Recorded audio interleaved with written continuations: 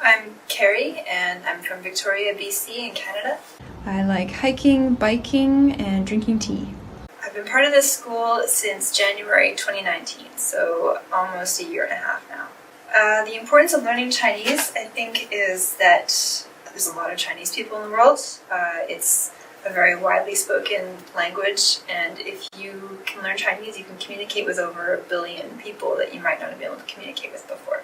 And I think it's going to be an important business language in the future. Okay, I have 3 pieces of advice. So I always tell people are always scared of the tones. I always tell people, don't think about it too much. In English, when we use tones, it's because of emotion. So if you think too much and you have emotions, everything will come out 4th tone because you're stressed. You know, I'm so stressed, everything is 4th tone. Or if you're questioning things, you're not sure about yourself, you're going to be making everything a 2nd tone like this because you're a little bit, unsure.